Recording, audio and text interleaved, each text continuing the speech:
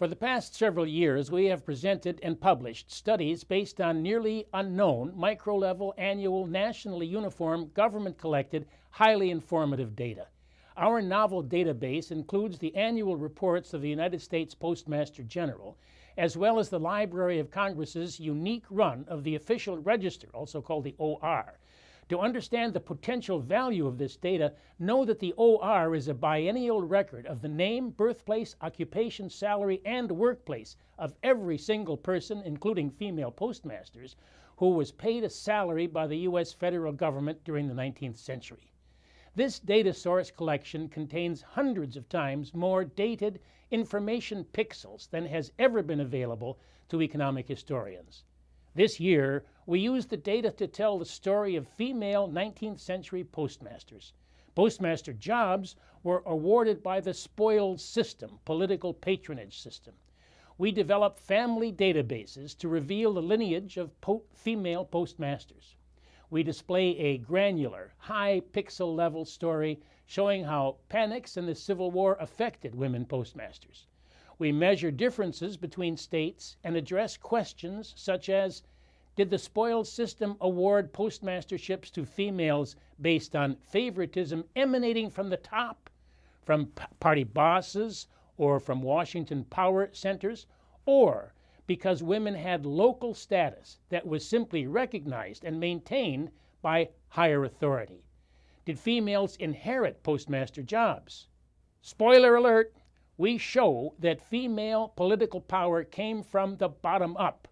Local communities accepted that females could get these highly paid, desirable jobs without being taught to be progressive by paternalistic big government. Local communities created their own elites and did not need training or instruction in order to know that women could do man's work when needed. Our larger purpose is to advertise our ever-expanding postal-based data set, which provides information of interest to economists, sociologists, historians, and political scientists. This year, we worked on two separate projects. Mine was on female postmasters in the United States in the 1800s, while my colleague Rebecca wrote on the mail system between the US and various other countries, such as Canada and Britain. The Female Postmaster Project came about after studying our unique micro-level dataset that Professor Velk has just described. We were surprised to find that there were a number of documented women working in the post office, a space of power and prestige even then. We were even more surprised by the amount of money and length of their employment, which was at times considerable. While we were able to link most female postmaster appointments to women from powerful families, we noted that often they worked beyond the time span of a presidency.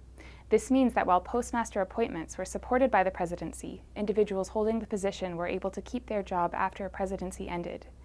Even though the job required strong political associations, we see in our data that appointments were made from the ground up. They were spaces of social mobility, especially for women. Anne Moore and Mary Dixon are female postmasters that particularly demonstrate this phenomena. Both were postmasters in Lancaster, Pennsylvania, and served for 11 and 22 years respectively. Both earned a considerable amount of compensation while they worked there.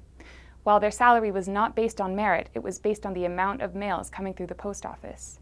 The fact that they earned so much does, however, demonstrate the amount of work that they would have been expected to do while they held the position. Mary Dixon, for example, started working in the post office after the death of her husband, William Dixon, in 1823.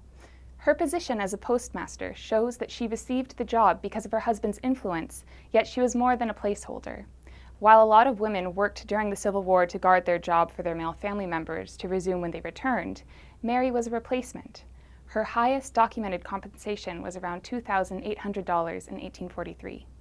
Since our data set is biannual, this means that in this span of time, Dixon earned around $116 a month, much more than most jobs.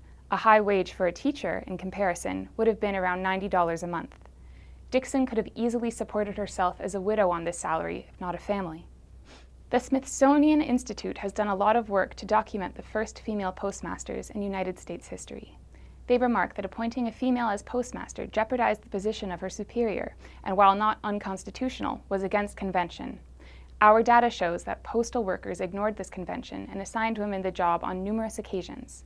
We wrote this paper to advertise the way our data makes apparent systems in which the norm was ignored, and provided a space for women to demonstrate their agency and capabilities. We hope that our paper will attract the attention of others who might find it useful to use in their own work. Thank you very much for your time and for this opportunity.